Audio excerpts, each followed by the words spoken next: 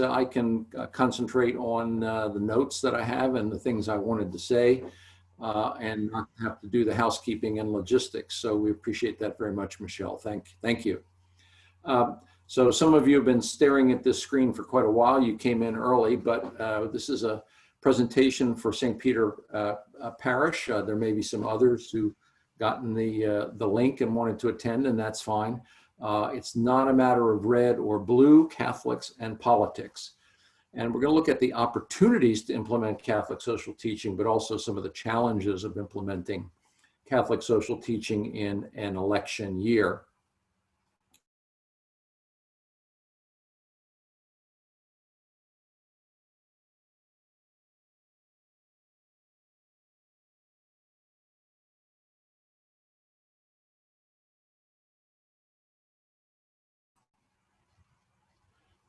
Okay.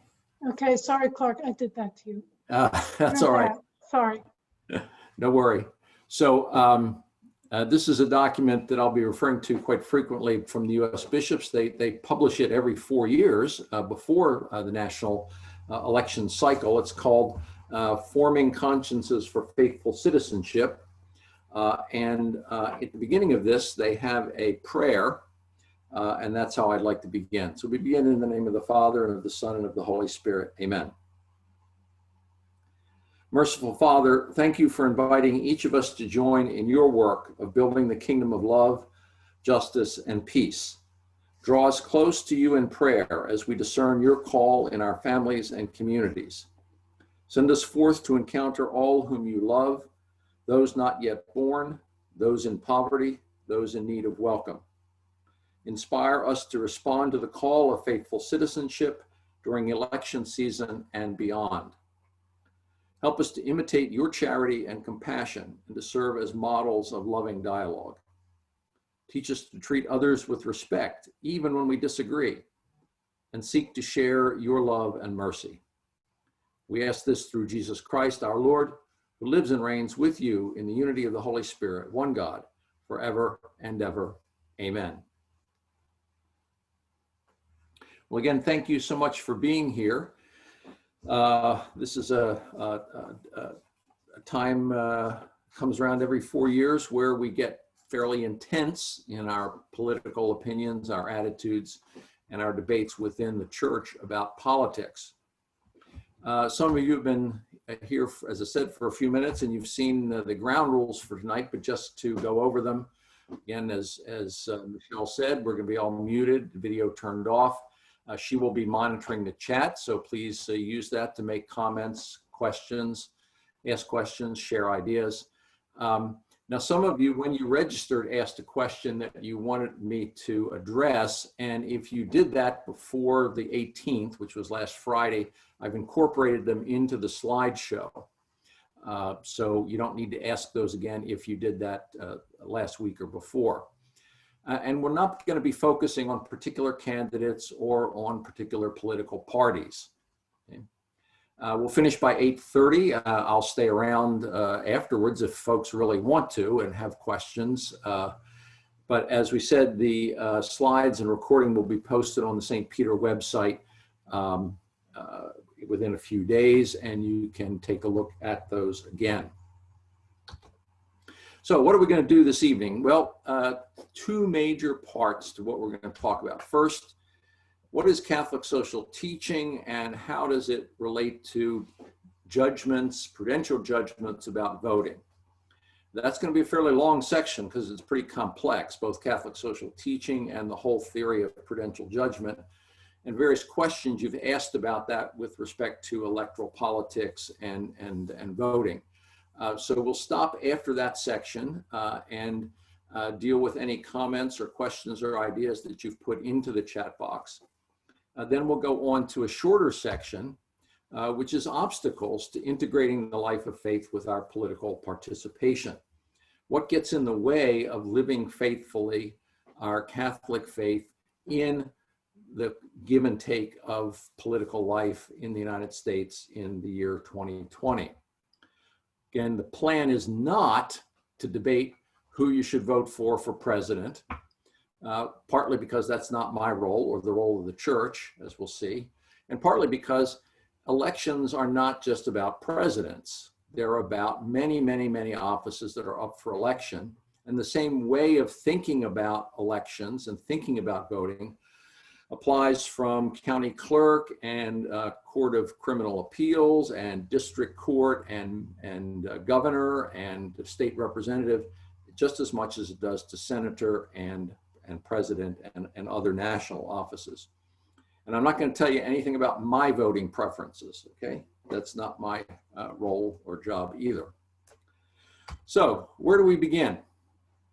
Well, let's begin with this question. Why insert religion into political things? Or as one of you asked in registering for this little program, how does this presentation account for the American ideal of separation of church and state? What does church have to do with the state? What does religion have to do with politics? Here's one simple way to look at it. The First Amendment is pretty complicated, the Establishment Clause and the Free Exercise Clause. So I'm going to be very, very simplistic about this. And if you want to get into it more, please feel free to ask a question in the chat box. Church and state are both institutions. The institution of the church, whether it's the Catholic Church or Baptist churches or Jewish synagogues, whatever the church is an institution. Church refers to institutions. The state is an institution. The Congress, the state legislature, the court system, those are institutions. And the idea of separation of church and state is to keep each out of the internal business of the other. The church should not be interfering in the internal business. The church as an institution shouldn't be interfering in the internal business of the state and vice versa. Faith, however, faith and religion generate individual and collective, that should be collective, not collection, collective decisions regarding our common social, economic, and public life. Okay. Because of our faith, because of our religious commitments, we make individual decisions, we make group decisions, 3 or 4 or 5 or 10 or 12 of us make decisions about our political, economic, and social life that we share in common. And we can't separate then that from political life, which is again not the same as the institution of the church interfering with the institution of the state or vice versa. So here's the way Pope Benedict talked about it in his encyclical Deus Caritas Est. A just society, he said, must be the achievement of politics, not the church. Justice in society, in other words, is the achievement of politics. It's not the achievement of the church as an institution. However, the promotion of justice is something which concerns the church deeply. So we have a concern, but it's not the business of the church to make it happen. Okay, we'll get into what that all means as we go along. So even more deeply, God created us for community. We're not created as individual, isolated atoms. We're made for each other, for community with each other. And we find joy in fellowship with each other, with others, and joy in fellowship with creation. It means family, friends, towns, cities, clubs, nations. Fellowship with others is part of what we are as human beings. And that includes communities of faith, churches, and congregations. Christ desires that we together help build a civilization of love, that we recognize our mutual brotherhood and sisterhood, and that we engage with each other in mutual service.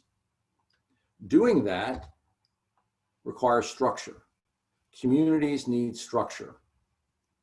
They don't just spontaneously come up, they develop structures. They require structures to move through time and to be successful. And structures then reveal the need for the common good and justice. That is, our structures have to be just. Our structures have to serve the common good. Okay, so that's the foundation. Now, a very wise person said, define your terms, Clarke. So here's some definitions of terms.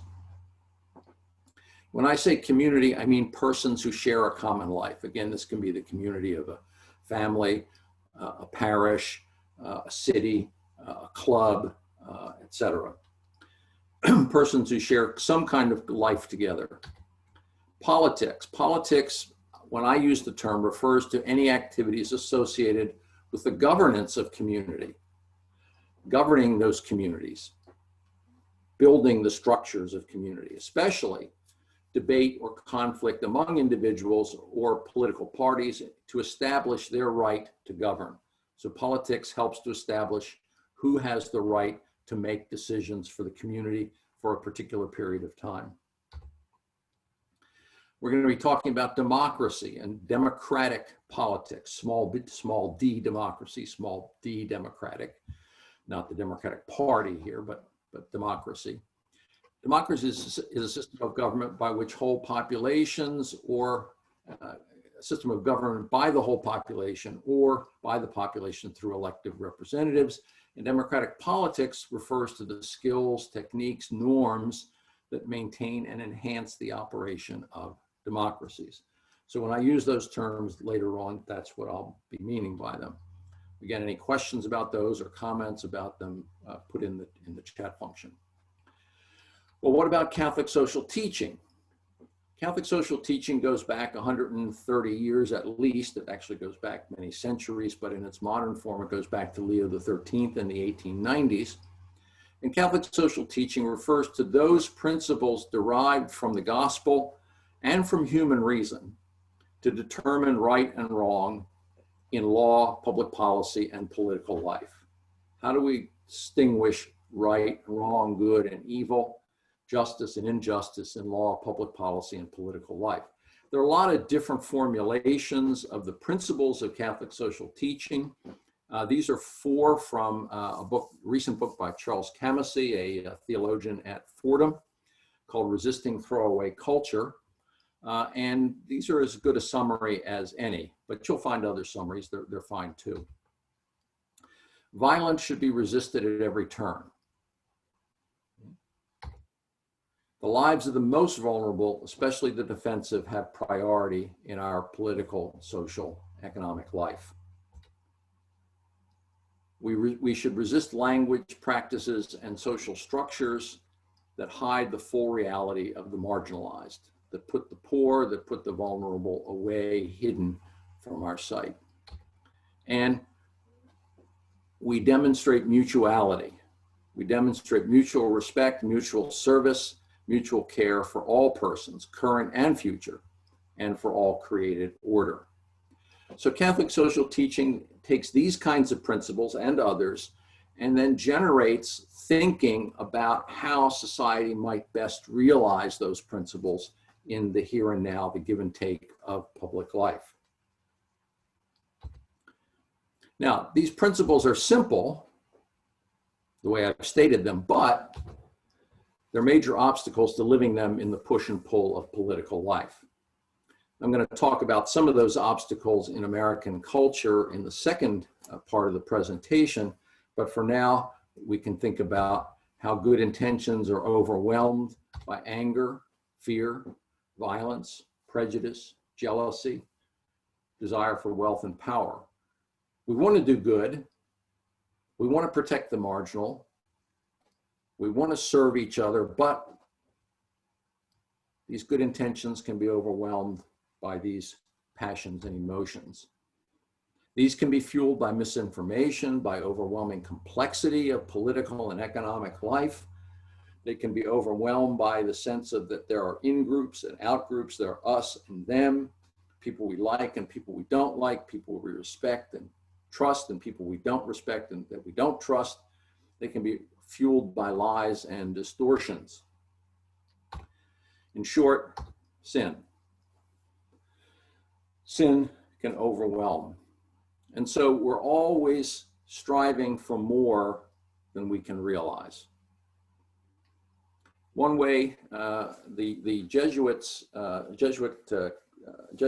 Canada and the United States just recently put out about a 12, 15-page statement. It's kind of wonderful. about political and social life, and I'll have a link to that at the very end. But in describing that, one of their spokespersons said the following, and I really like what he said. So these next two slides are full of text, which is sort of death by PowerPoint, but I'll try to keep it to a minimum. Catholics can sometimes be seen as politically homeless, as people with this beautiful consistency of protecting human life and dignity across the whole spectrum. We are left feeling not all that comfortable with any party platform. It's important to keep in mind that we want our faith to lead us to our political views, as opposed to our political allegiances leading us to our moral beliefs, which is what we see happening a lot in this political climate. Isn't that true? And I'll have more to say about that in a while. He goes on to say, this is Mike Jordan Lasky, the beauty of detachment, which is a principle of Jesuit spirituality, Ignatian spirituality. The beauty of detachment comes in recognizing our attachments and being able to set them aside in humility, asking ourselves primarily what is best for our human communities right now. What does our community, state, or smaller community need to ensure the good of all? It takes some real spiritual maturity to say, I can put my party allegiance aside and really think about what is the best vision forward. And that's really what Catholic social teaching asks us to do, to put our party allegiances aside and think about what is the best vision moving forward for our city, our state, our nation, our world. Okay, so Catholic social teaching, when it comes to the act of voting, which was the principal topic for tonight. This was the foundation you just heard. The principal topic for tonight is voting. How does this inform our voting? And basically, it's the principle of prudential judgment, sometimes referred to conscience formation. Catholic social teaching asks us to make prudential judgments, to vote conscientiously in the voting booth. So one of you asked in registering for the program last week, asked this question: does the Roman Catholic Church endorse US presidential candidates or allow clergy to publicly express their support for a candidate? For example, a priest expressing support in a homily for a particular candidate, or a nun at a convention, a political convention. Here's the answer. This is the answer, by the way, given not by Clarke. This is the answer given by the United States Conference of Catholic Bishops and by the Vatican, as we'll see. And I'll be quoting from both of those. What we should do as clergy, the Roman Catholic clergy, pray and educate.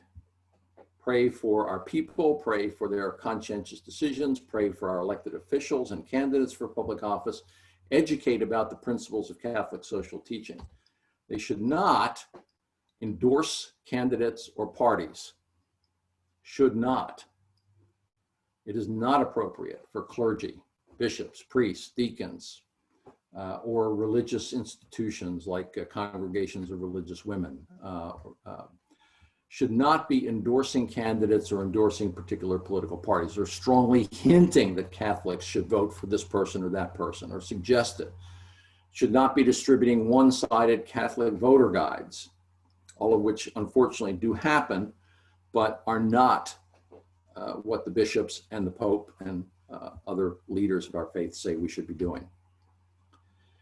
If we endorse candidates, it splits parishes, it splits dioceses, it creates disunity in the church. It suggests there are good Catholics who vote this way and bad Catholics who vote that way, and that is not good for our politics and it's not good for our church. We shouldn't be doing it. Political action is the realm of the laity. The church says this over and over and over again. Political action, judgments of society, are the realm of lay Catholics, ordinary men and women. Now, convention prayers, which was part of this question that someone asked, they're not forbidden, and there's a tradition of doing it in the United States, of clergy of different denominations leading prayers at political conventions. I don't particularly think it's a great idea, but as long as those prayers don't end up endorsing somebody, they're not really forbidden. Okay. Now, so the church is neither red nor blue, neither Democrat nor Republican. This is not just my view. Here is what the bishops themselves say, and that is in this document that I showed you at the beginning, Forming Consciences for Faithful Citizenship, published last year. And there's a link to it at the very end that you'll see, and you can hit that link when the slides are posted on the parish website. We bishops, they say in paragraph 7, do not intend to tell Catholics for whom or against whom to vote. That's pretty clear, I think. The direct duty to work for a just ordering of society is proper to the lay faithful, as I just said, and they say it in paragraph 15, and they quote Pope Emeritus Benedict XVI when they say it. So this is not just the bishop's view, and it's not Clarke's view. The church is involved in the political process for justice, advocating for justice and the common good, but is not partisan. Paragraph 58, the church cannot champion any candidate or party. So, another question that someone asked last week, since neither party lives up to the Catholic teachings completely, how does one discern which values are more important than others? So, here's the simple schematic, and we'll get into this in more detail as we go along and with particular issues in mind.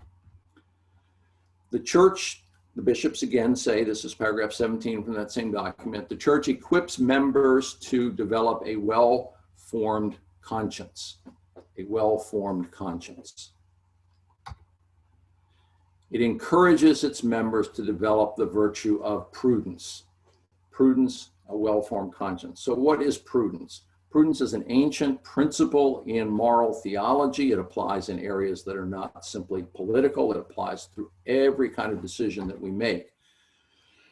Prudence is the virtue that guides us as we go from principles, do good, avoid evil, protect life, serve each other in love, principles, and how do those principles apply to particular decisions in particular circumstances. So let me give you an example from real life right now. The principle of Catholic morality is each of us has a right and a duty to protect our own personal health and our own family health. That's a principle that I presume nobody should disagree with, right? We have a responsibility to protect our personal and family health. But how do we do that is the realm of prudence. For example, am I protecting my personal and family health if I visit my grandchildren while there's pandemic? If I have dinner at a restaurant with my wife? Is that a prudential decision? Is that a right decision? There is no right or wrong decision about that. The principle is protect health. How we do it in particular circumstances. We're having these big debates about opening school, in person, not in person, remote. There is no right, wrong answer to that. The principle is unassailable, protect the health of teachers and students. How we best do that in the context of education is a matter of legitimate disagreement because we're trying to apply those principles to very particular circumstances, indeed circumstances we've never encountered before. Okay?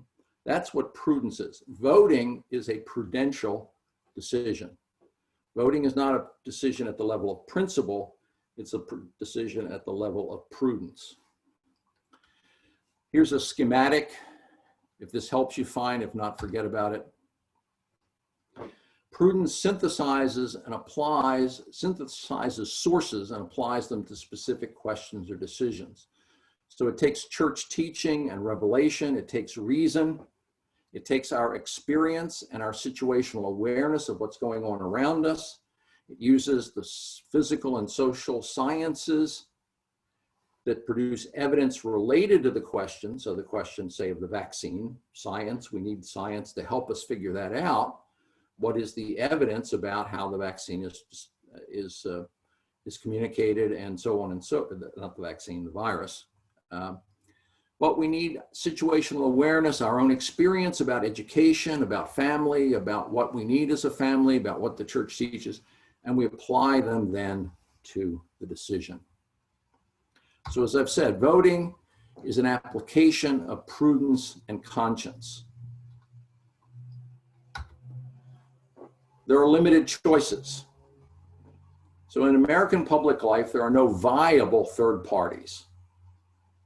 There are third parties, fourth parties, sixth parties, but there are only two viable political parties for governing. Our elections are winner-take-all elections. You either win or you lose. There's no, some political systems have proportionate elections, where if you get 40% of the vote, you get 40% of the seats in the legislature. But that's not the way it is in our system. So our choices are pretty limited when we get to the ballot box. That's just a function of our political system. The results are uncertain. My decision and the result of my decision depends upon thousands of other people making decisions in the voting box about these candidates and offices and elections. And the results of my decision play out over 2 or 4 or 6 years, depending on the term of office of the candidate being voted for. Some elections elect candidates for 2-year terms, some 4-year terms, some 6-year terms. So there's lots and lots of uncertainty and limited choices. And we have to apply our major principles in the context of those limits.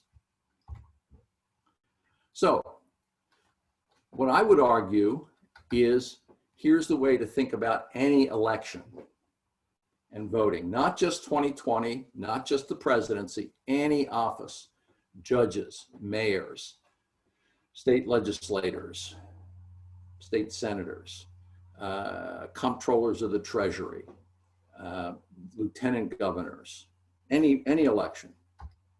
First, we have to look at the issue positions taken by the candidates for office in that particular election, or the political party they represent in that particular election. What are the positions themselves? What are their positions on abortion? What are their positions on immigration? What are their positions on the defense budget? What are their positions on economic stimulus? What are their positions on taxes? Well, a whole list of positions. What are the positions that they take? But also, what positions are actually in play over the next 2, 4, or 6 years? If you look at political party platforms, they go on pages and pages and pages and pages, and many of the particular issues are not really going to be of importance in the next 2, 4, or 6 years, particularly when it comes to certain offices. So the position of a state legislative candidate in North Carolina is almost irrelevant when it comes to foreign policy. That's not an area that's being discussed. It's not part of their agenda. Education policy, the payment for teachers, is not particularly relevant at the US Congress level. That's not who determines teacher pay. So what issues are in play for this particular candidate over the next 2, 4, or 6 years? What are the issues that are actually going to come up and be important on the agenda during that period of time? And what's the likelihood of success of that candidate implementing a good choice or avoiding a bad choice? How successful are they likely to be?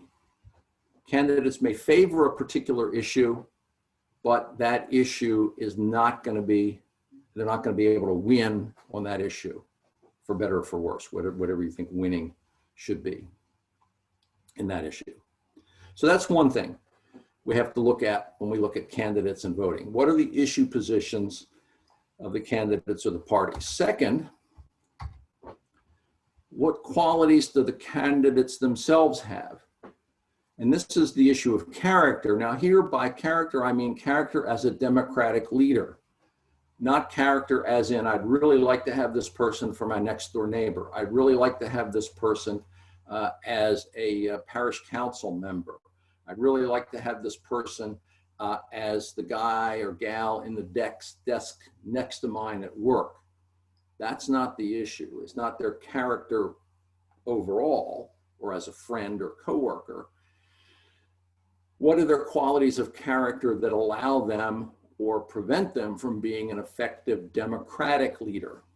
Remember, I said democratic skills early on that help them to be a leader for the good, for the common good, in a democratic political system in North Carolina or the US Congress or whatever state or locality the election happens to be in.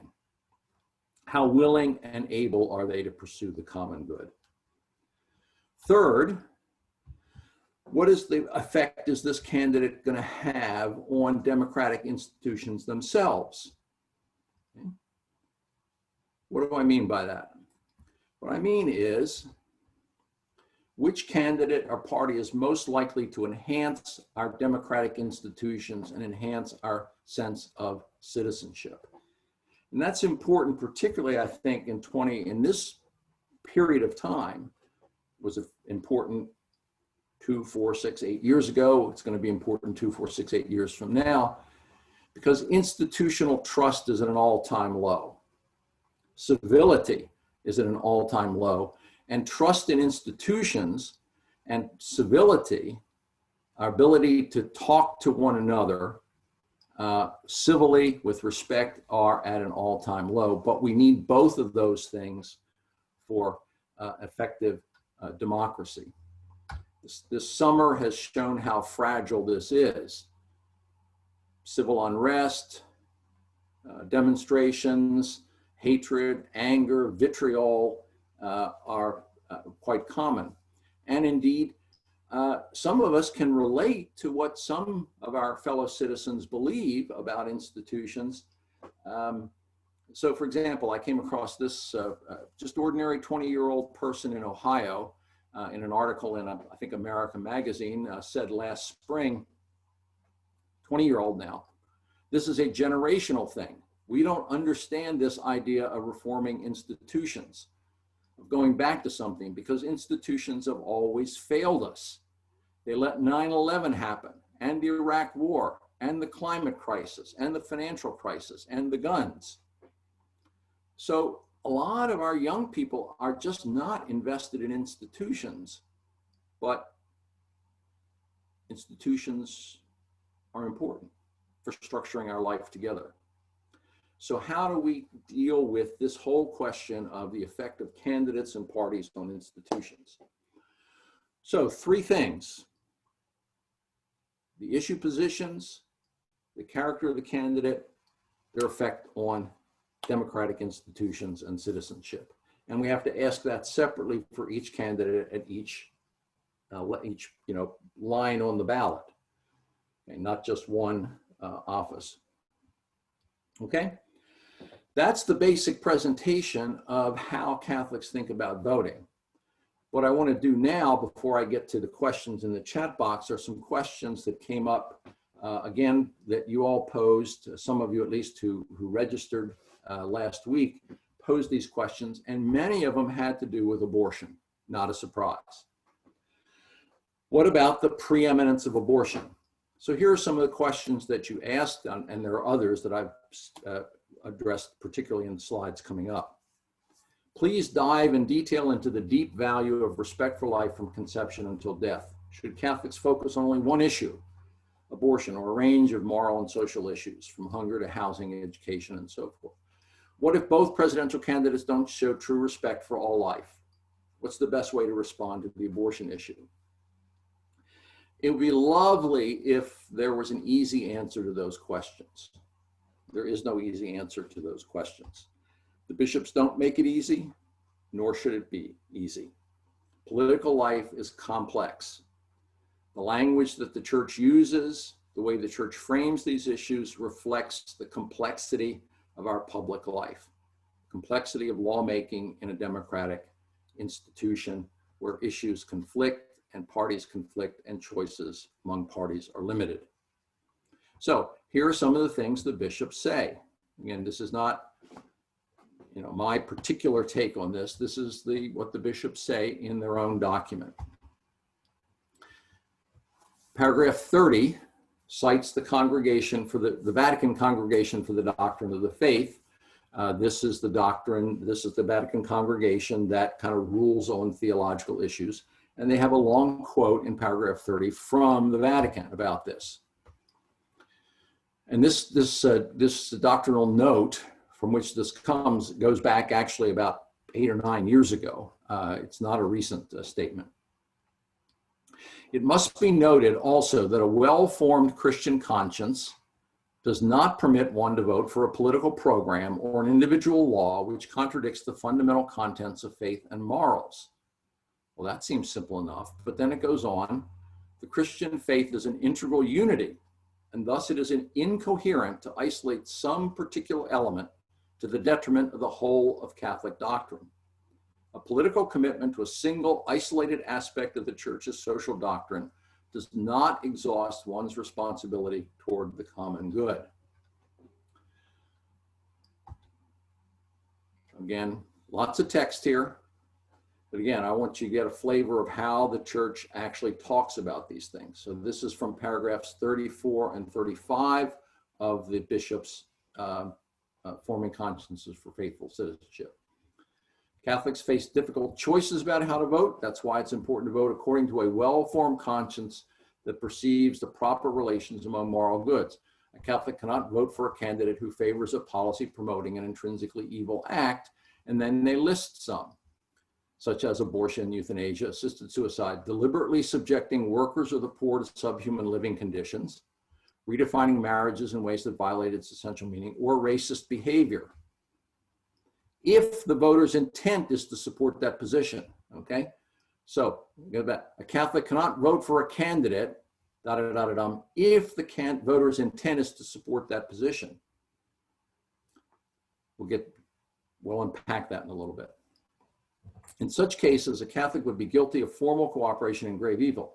At the same time, a voter should not use a candidate's opposition to an intrinsic evil, such as abortion, euthanasia, assisted suicide, subhuman working conditions, etc., to justify indifference or inattentiveness to other important moral issues involving human life and dignity.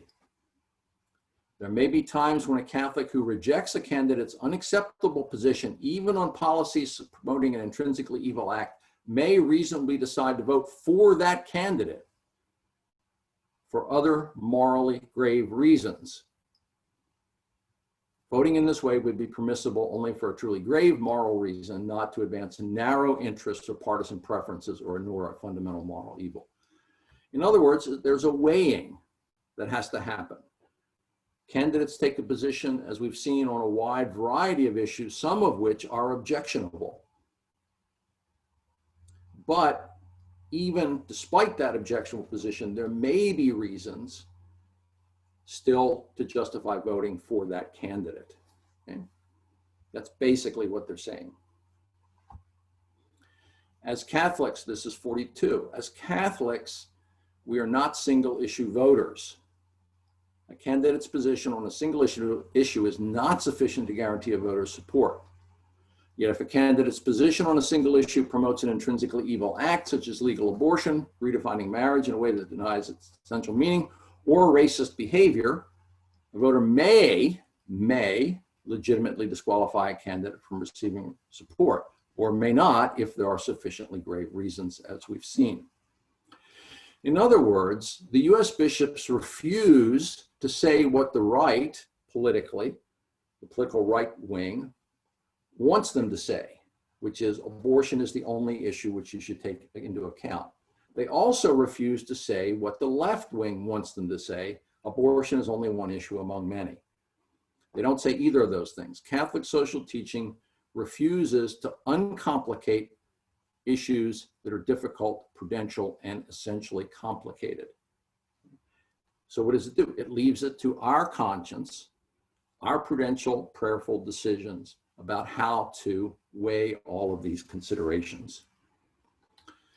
A few other questions, and then I'm going to pause for the questions that you've asked tonight, if you've asked any in the chat box. Some other questions. Can there be compromise on intrinsic evil such as abortion? Aren't they non-negotiable? Well, what about rape or incest or the danger to the maternal life? Is abortion allowed in the, can one vote for permitting abortion in those circumstances? Appeal to Thomas Aquinas, who's a pretty good authority on this. Not every immoral action should be forbidden by law. There are some things that are immoral that everyone would think are immoral, but necessarily should not necessarily be regulated by law. Contemporary example would be adultery. I think we probably, I hope we all agree that adultery is gravely morally wrong, but we wouldn't vote against the candidate who said, well, I'm not going to have the law regulate adultery. The law doesn't regulate adultery, except in very limited circumstances. That doesn't mean the law approves of adultery. It means the law can't effectively regulate adultery. And so a candidate's position on adultery is sort of irrelevant to the voting decision. So politics and law directly concern public rules related to immoral actions. They don't directly concern the actions themselves. For a candidate to take a position about torture and the legal regime around torture, to say the law shouldn't regulate torture if a candidate took that position, wouldn't necessarily mean the candidate is saying, I approve of torture. Saying the law shouldn't regulate it in this or that way. Same with abortion. To say the law should or should not do this or that about abortion is a prudential decision, not a decision about the rightness or wrongness of abortion directly. Some other questions. And by the way, there are many other intrinsic evils that the document mentions and some others: fornication, terrorism, torture, racism, targeting civilians in war. All of these are intrinsic evils. There's more than one in Catholic moral theology. Some other questions that have been asked. As people So we have two questions so far. Yes, okay. Yeah, let's go ahead and stop here, pause here, and take those. Yeah, thank you. Okay. Did I interrupt you or? No, go ahead.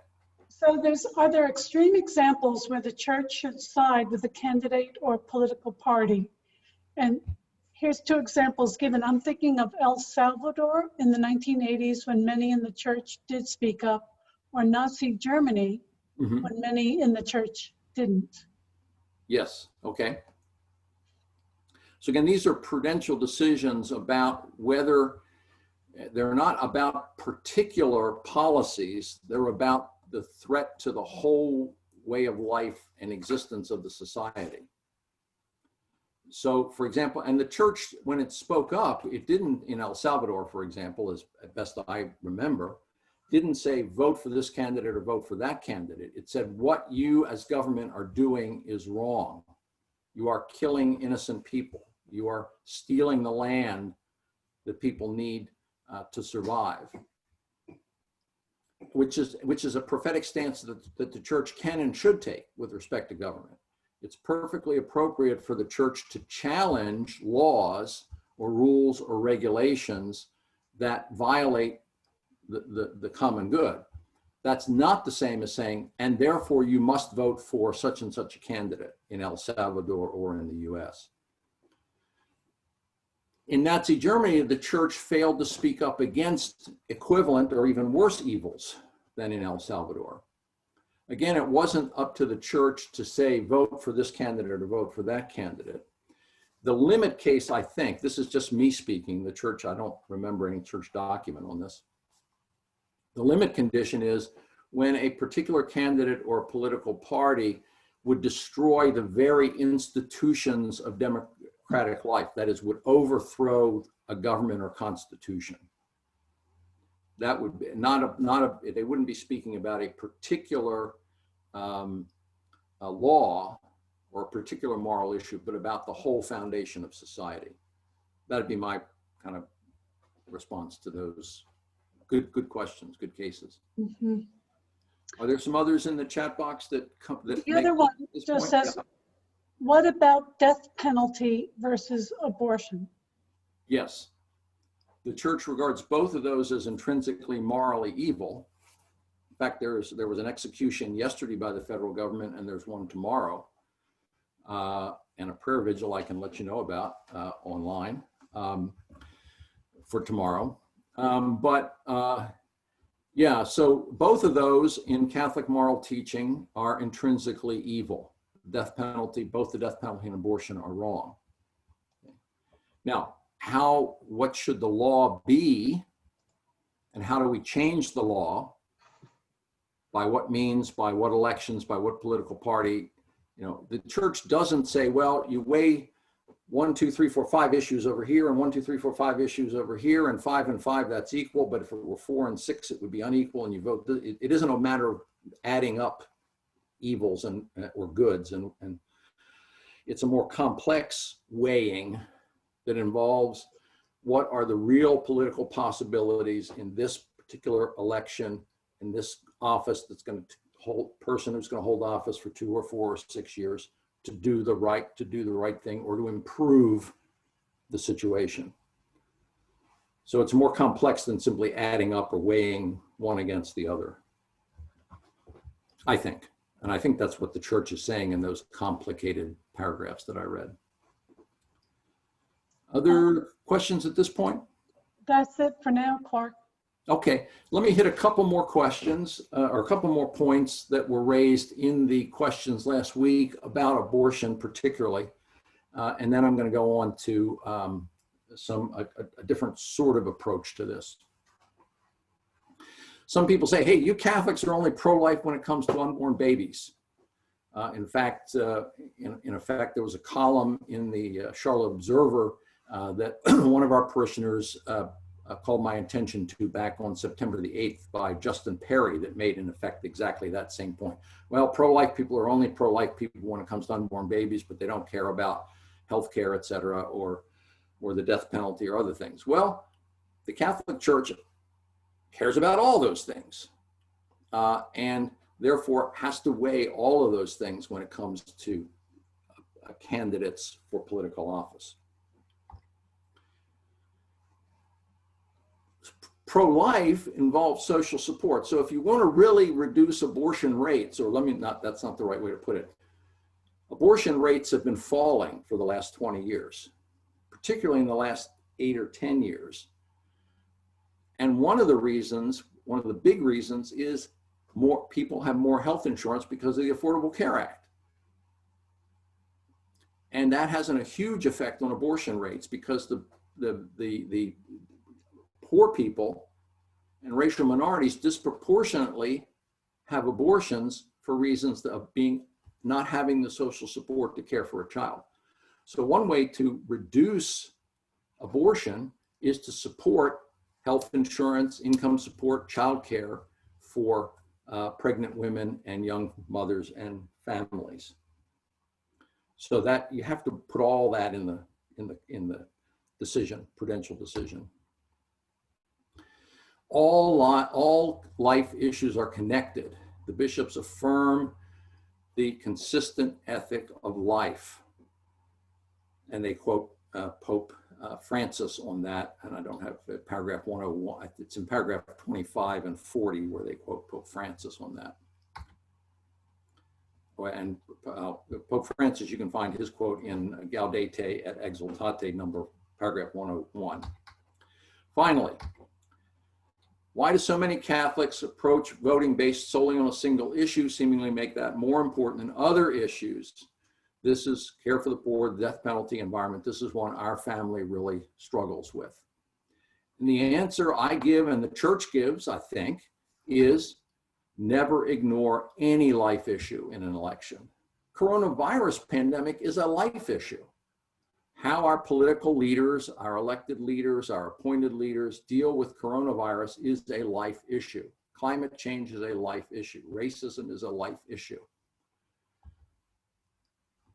Which issues are most at stake when it comes to voting for this particular candidate in this particular office at the federal, state, or local level.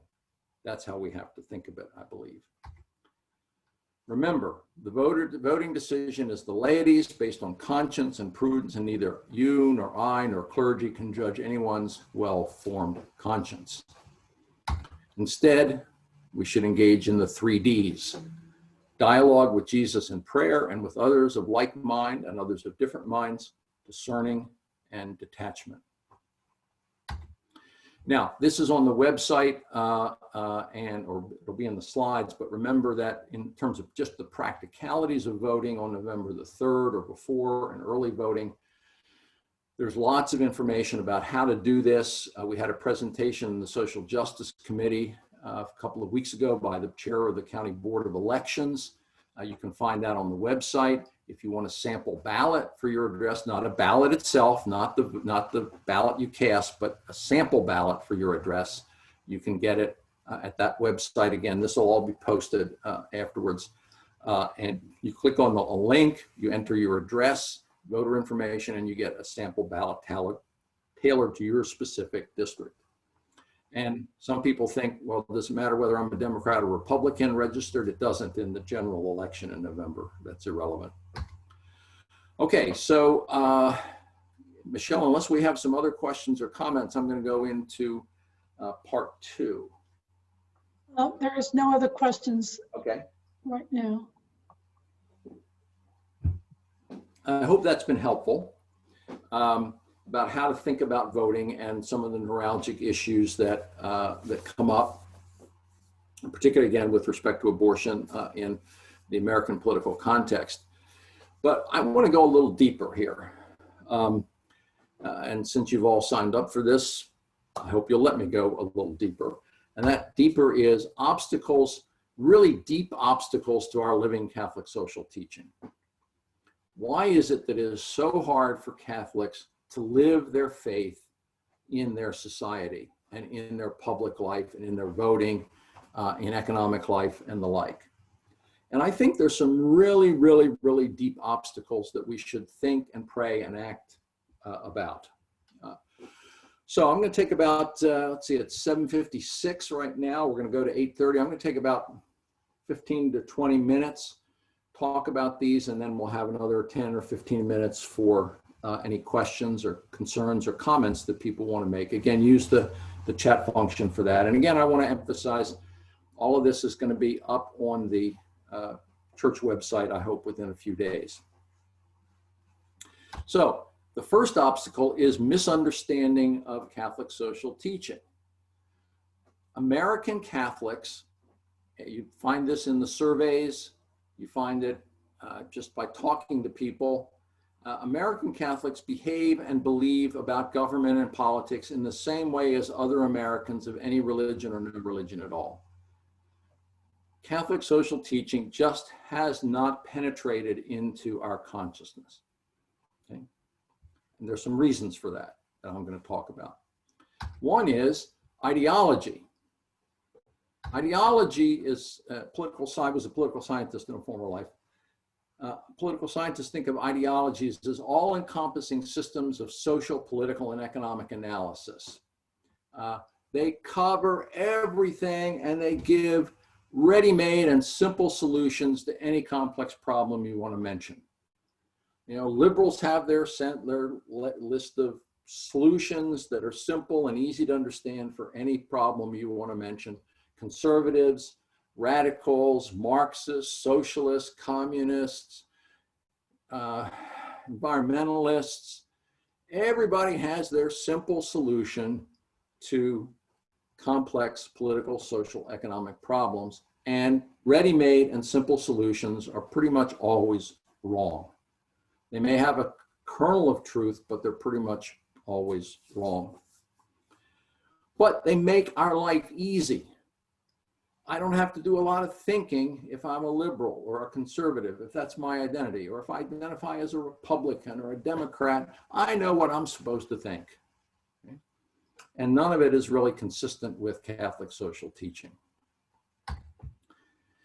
Ideology, in effect, competes with Catholic social teaching for our allegiance. And Ideology is much easier to find in our ordinary daily life on Facebook or the web or newspapers or conversations with friends than Catholic social teaching is easy to find.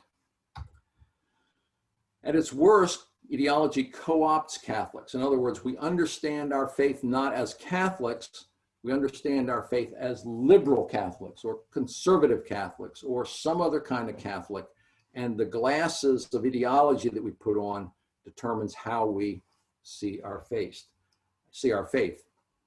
Ideologies, you can tell an ideology pretty much always by it has an ism at the end, right? Liberalism, conservatism, communism, socialism, environmentalism. Don't be an ismist if you're a Catholic. That's been my advice for a long time. I don't know how many people take it, but that's my advice. So that's one obstacle to Catholic, living Catholic social teaching. We misunderstand it because we see it through the lens of our ideologies. Second obstacle is American culture itself. A culture of individual self-creation. I make myself. I create my own identity. I'm an individual. I express my individuality in the music I listen to, the clothes I wear, the things I believe or don't believe, you know. And, you know, we say it's my body, it's my choice. And the irony, of course, is that sometimes people say, I'm pro-choice. I'm a pro-choice woman. I'm in favor of abortion, the right to abortion. I'm a pro-choice man. I'm in favor of not wearing a mask if I don't want to. Neither of those is the right way to think about abortion or mask wearing. But they're not Catholic ways. Catholics are communal. We think of the common good. We think of service to the other. We don't think of individual self-creation. But we live in a culture of individual self-creation. We live in a culture of relativism in which I determine what is believable. I determine what's right and wrong. We're seeing this right now about vaccines, climate change, the personhood of the child in the womb. It's I get to determine that. Well, no. Catholic Church believes in reason and science and thinking and things that are true or more true than other things. But we live in this culture which emphasizes individualism and relativism, and it's very hard for us to get out of that. Too often, we define God in our own image so that we can do what we want, regardless of the needs of other persons or the common good of the community, or to put it in the words, the ancient words of the Old Testament book of Proverbs, all one's ways are pure in one's own eyes, but the measure of motives is the Lord. Another aspect of American culture is our economic beliefs and values. We're dogmatically free market people. We believe in markets. Well, that's just the way the market works. Well, the market is not a natural law. The market is a human creation from the perspective of Catholic thought. Market thinking, particularly in its dogmatic ideological form that it takes in the United States, justifies vast inequalities of income and wealth. It creates a winner-take-all economy more and more, where one big corporation in every aspect of life, whether it's the internet or automobiles or whatever it is, large corporations win everything and the little guy loses out. Okay? All areas of life get reduced to competitive market terms. Everything in life becomes competitive. Everything in life becomes a market. Everything in life has a price. That's not a Catholic way to think about things, but it's an American way to think about things. A consumption economy. An economy built on consuming and making ourselves more and more and more comfortable, with huge consequences for the earth, our common home, huge consequences for our souls. It impoverishes our souls. And the result is what many have come to call a throwaway culture, where death is the solution to problems, whether the problem is abortion, whether the problem is unplanned or unwanted pregnancy, or the end of life, or a murderer or war. Death, kill people. That's the way to solve a problem. Get rid of the inconvenient people. Pillage the environment. Throw away stuff. We don't need it anymore. Throw away employees if we don't need them anymore. A mentality in which everything has a price. Everything can be bought. Everything is negotiable. And there's no room for people with very few resources.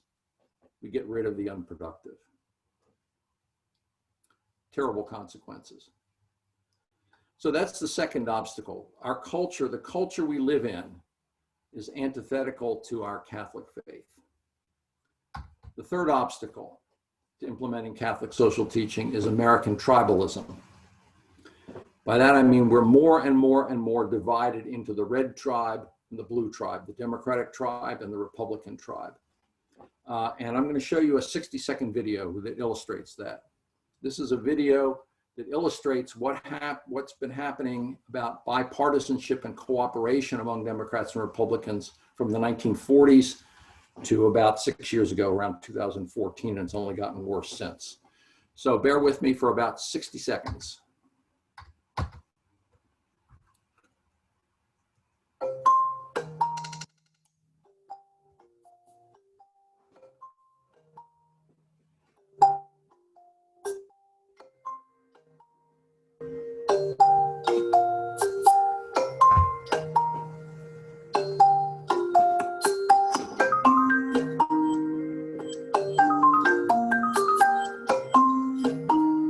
(1949, 1951).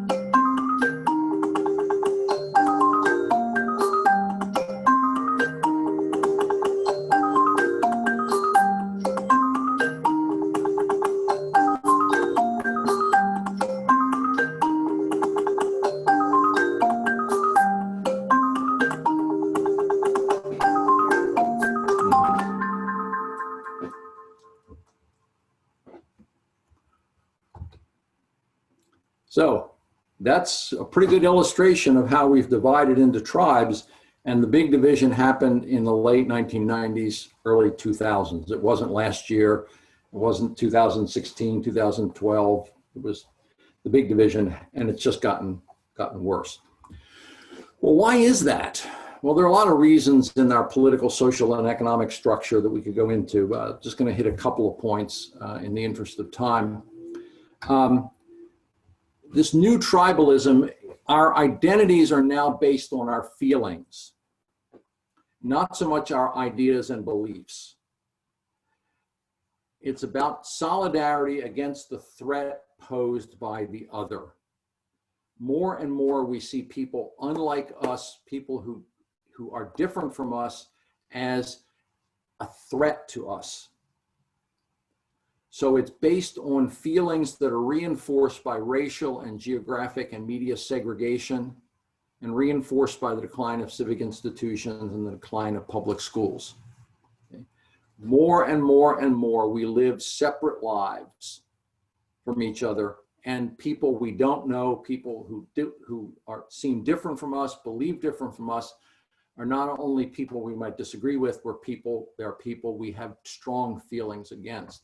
Our tribalism is primarily negative, not positive, particularly when it comes to voting. In other words, we're much more interested, if we're a Republican, in defeating the Democrats than we are in advancing our own agenda. And if we're a Democrat, we're much more interested in defeating the Republicans than in advancing our own agenda. The key is to see the other side lose. That's what gives us satisfaction, is seeing the other side lose. So ordinary Americans, lower, middle income, lower income, working Americans particularly white Americans, resent being portrayed as yahoos, in the famous phrase of Barack Obama back in 2008 election, I think, devoted to their God and their guns. They see the media elite and intellectuals and professional elites scorning them. They resent meritocratic hubris, a term used by a political scientist named Michael Sandel, where I've got the merit, I'm intelligent, I've got a good job, you are of less importance than I am. And they resent that, and any opportunity to get a dig in at the elite is going to make them feel good. Why do so many Americans distrust the science about COVID? Because they don't trust professional elites, because professional elites look down on them and make fun of them. And it's good to get back at them.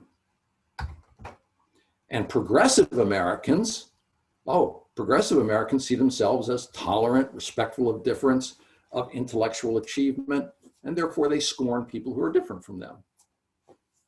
You know, the kinds of terms we use for climate and COVID deniers, and the fun we make of their strange beliefs. Believe the science, and who knows the science? I know the science. You don't, believe me. Okay? Well, it's these kind of feeling-based things that have more and more created different American tribes, reflected in red and blue identification in partisan political terms. That's tribalism. So tribalism is the third obstacle to succeeding, to living our Catholic social teaching, the tribe we identify with. The fourth obstacle is the church itself. We don't trust the church to teach on anything because, well, the sex abuse scandal is a pretty good example why the church can't be trusted. So lots of Catholics don't believe in Catholic social teaching because it's just one piece of the self-serving ideas of the leaders who have failed us. Okay. And our leaders, our bishops, have not effectively communicated Catholic social teaching to the laity. They say Catholic social teaching, political life is the responsibility of the laity, but they have not effectively communicated or educated the laity. So for example, 2 years ago, the bishops published a pastoral letter against racism, Open Wide Our Hearts. How many Catholics have ever heard about it, let alone read it? And the truth be told, engagement with parish and diocese is not high on the family list of priorities for most Catholics. So the church itself is partly responsible for the difficulties of living Catholic social teaching in our society. And lots of warfare among Catholics. Right? So we Catholics are starting to get those negative feelings that Democrats and Republicans have for each other. Well, we're getting those for other kinds of Catholics, those who are Catholics in name only, those cafeteria Catholics who don't, who pick and choose what they want to believe, and of course, each of us has a different thing that we pick and choose and that we see others picking and choosing, but we only see the other picking and choosing, and we label them in different ways. We fight wars over liturgy. What's the right way to hold your hands? What's the right way to celebrate liturgy? What kind of music? What kind of vestments? And, we'll flee churches that don't do it the way we think it should be done.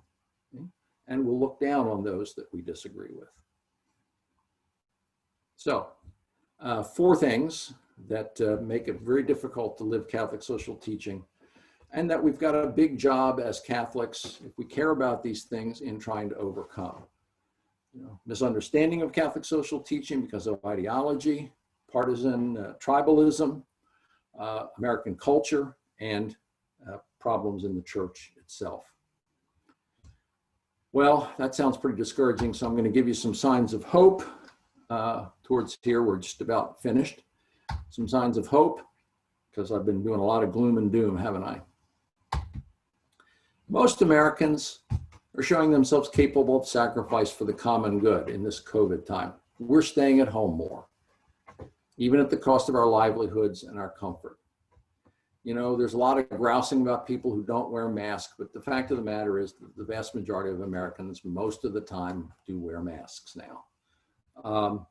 So we are capable of sacrifices, perhaps not as much as the World War II generation, you know, which put up with rationing and all kinds of things in a common cause. But most of us are doing okay in sacrificing. The marches for racial justice in the last months, June, July, August, have been amazingly integrated. And lots of folks have commented on that. And there have been some pretty courageous Catholics out there in the news. Dr. Anthony Fauci, National Institutes for Allergies and Infectious Diseases Director, and Dr. Robert Redfield, the Director of the Centers for Disease Control. So remember, our cultural diseases are not going to be cured or alleviated by voting. The cultural diseases that I just pointed out, you know, if you vote for candidate A, it isn't going to cure those diseases. And if you vote for candidate B, it isn't going to cure those diseases. We have to be able to work at a really deep level about those problems. Remember that voting is really easy. Citizenship demands more than voting. It demands study, petitioning, civic engagement, marching, writing, lobbying. It demands a lot of things. Demands talking with each other. So about a week from now, a week from tomorrow, I'm going to give a talk presentation on Can We Talk? How can we dialogue with people of different political persuasions at a time when viewpoints seem to be so diametrically opposed and entrenched? How do we talk to each other?